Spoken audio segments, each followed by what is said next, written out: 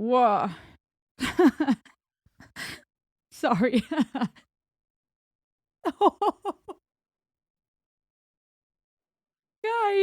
look at that hashtag.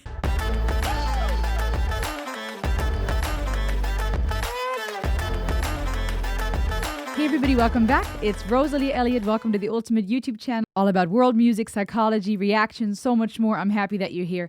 I got a lot of special content for you, so let's dive right in. Make sure to hit that subscribe button. Shout out to my amazing patron, Bowface. Thank you so much for being such an awesome part of this community. I'm going to check out his request, Love and Death, Let Me Love You, the official music video featuring Lacey Sturm. Now, Lacey Sturm, which is German for storm. I know of this lady. She used to be part of the group. Who was she part of? Goodness gracious. Flyleaf. That's right. She used to be part of Flyleaf. And it's awesome to see that she's part of this project. But I guess this band is called Love and Death. This was viewed over 1 million times. I think they put this out on YouTube a year ago or 2 years ago. And so I'm going to check that out. I'm excited to listen. Lacey is awesome, has an amazing story and a powerful voice, can do those screams in a really amazing way. So I'm excited to look into it. Are you ready? Here we go.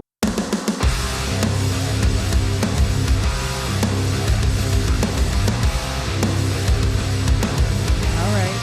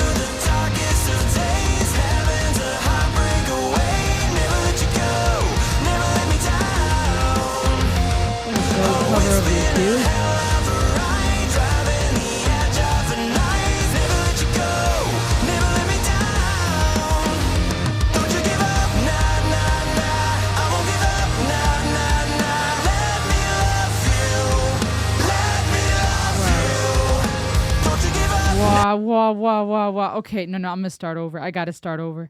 I need to start over. Oh, this is gonna be freaking good. I gotta start over. Guys, ooh, I'm gonna probably cry. Shoo! Okay, listen, so this is a cover or I guess, rock metal version of the song Let Me Love You. And who is it originally from? I know this song. DJ Snake. And featuring Justin Bieber. That's what I thought. And it's more of a poppy EDM, beat originally. Super catchy, super cool track, even the original. And the lyrics are pretty dope too, right? We're going to talk about those in a second. I love diving into stuff like this. But here we got that rock metal version, and the video is already really intense. The music video, I think, speaks for itself to a degree. We'll analyze it and talk about it in a second, so don't go anywhere. But I'm going to pull up the lyrics, and I'm glad they have the subtitles here too. But there's some good wordplay in this, by the way. There's some good songwriting in here. Even just the first few phrases, burning at the edge of something beautiful, and then smoke and mirrors, right? Burning, smoke, that wordplay here, that can be taken in various ways, but we'll talk about that in a second. Let me start over. This is going to be powerful. There we go.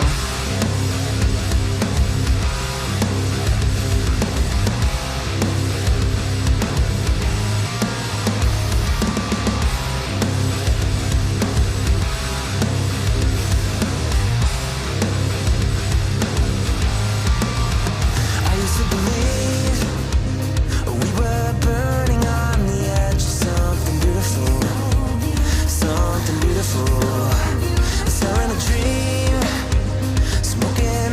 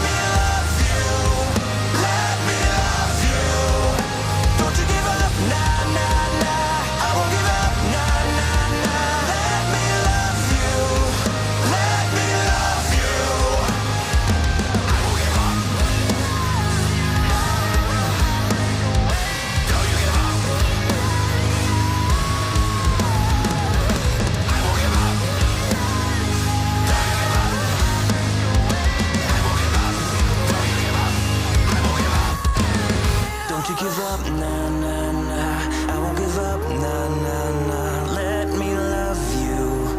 Let me love you. Don't you give up, nah, nah, nah. I won't give up, nah, nah, nah. Let me love you. Let me love you. Don't you give up, nah, nah, nah. I won't give up, nah, nah, nah. Let me love you. Let me love you. Don't you give up, nah, nah, nah. I won't give up, nah, nah, nah. Let me love you. Let me love you.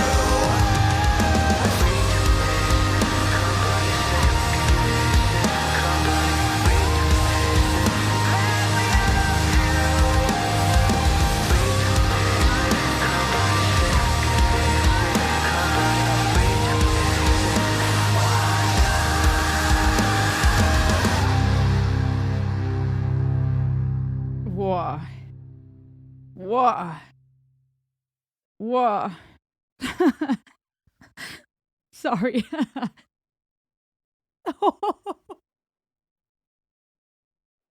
Guys, look at that hashtag. That's what I always say. Oh, man. Ooh, this is good. I gotta get myself together for a second. Okay. No, I'm not okay. Okay, let me gather myself. So, I've been wanting to look into this because I saw that they did a cover of this, but I've never listened to it fully. Because I know the original, like I said, DJ Snake, Justin Bieber, is just an awesome, dope track. And I think the lyrics are really profound, and I don't want you to go anywhere because I think we need to talk about this. If this song means as much to you as it just did to me, or if it impacted you the way it did, or maybe you're just here because, you like my stuff, or you want to see who the heck this chick is with the weird reindeer shirt. I want you to stay. I need you to listen. I want you to stay. The fact that this just ended with the hashtag choose life, man, that's just chef's kiss, like creme de la creme, just the cherry on the cake. I needed this today, man. I tell you guys often to choose life, and I try to speak life into you, but I'm a human being. I have hard days too, and I get discouraged, and I have been in seasons of my life, I've been in these places of contemplating or pondering what it would be like to leave, or I would pray to God to take me because I didn't want to hurt my family and do anything to myself, but I was just done. More so in younger years, my teenage life, where things were really, really rough. Even these scenes of her partying and drinking, makeup running down the face, just lost. I've been there too, making the wrong decisions, looking for love in the wrong places, and feeling completely broken and ashamed and hurting. Now, the video is awesome just because there's such a beautiful contrast between her broken and hurting and drinking and smoking. And in the video, I feel like those things are depicted not as so much indulging in some type of, relaxation or vacation, but it looks like it's being abused to me, right? It doesn't look like she's enjoying a glass of wine over a nice dinner, or it's not like some type of leisure activity. It really is presented here as someone who is hurting and struggling, who is doing it to self-medicate, who's turning to substances, alcohol, smoking, trying to possibly end her life. It looked like there was a knife in her hand. She's going to the tub to end it, right? That's often a place, even in movies, that we see and in real life, where people go breathe their last to end that fight of choosing life. You see just a lot of brokenness in this video, right? Her self-medicating, hurting, them fighting, right? You have this couple dressed all pretty, all glammed up, right? Maybe they came from some type of holiday activity. Maybe they came from some type of celebration. On the outside, it looks pretty. On the outside, there's bling and there's fancy clothes and there's makeup and there's whatever. And they come home and they fight. And I think that's a lot of people's reality, right? Where we may perceive people on the outside a certain way and we have no idea what goes on behind closed doors. Or we present ourselves a certain way at work, with our families, outside of the house, and behind closed doors, there's fighting, there's marital struggles, there's yelling at the kids, there's feeling like a failure, there's exhausted or stressed from your job, there's feelings of loneliness. And so there's this contrast between the glam and what's really going on, them fighting, them yelling at each other, walking away from each other, throwing up hands in the air, this body language that says, I'm done. I'm in despair. I don't know what else to say. I've been there. I don't know about you, both in marriage and with children and in life, in my struggle with faith in God and those questions and relationship, where it's like, man, like, You try to get through to the other person. You're trying to make sense of life. You're trying to get to the answers and you just feel so overwhelmed. And when I tell you guys to choose life, I'm not saying this from a place of, butterflies and sunshine. I've seen death. I've seen abuse. I've seen pain. I've seen suffering. And when I encourage you to do that, it's not because I'm over here going, well, I've just been kissed by heaven all my life. Crap has happened and bad doo-doo. And I've made big mistakes and things have happened and been done to me and I've done things. And so I say that from a place of I'm right there with you. And I hope you're watching this and I hope you've not turned off yet. I hope you're listening and watching this. Okay. And even the contrast between this beautiful lady from the place of pain in this, I don't know if it was like a little PJs or a little lingerie or this little dress, right? Just barely naked. And I think that kind of can be symbolic too, to feeling so raw. It could be, a play on how we look for love or try to find comfort through alcohol, through smoking, through sex, through drugs. It could be a play on that, right? It could also be taken from a psychological standpoint as a place of being exposed. Very little on, very little to cover yourself, very little to feel safe, to feel warm. It's all exposed.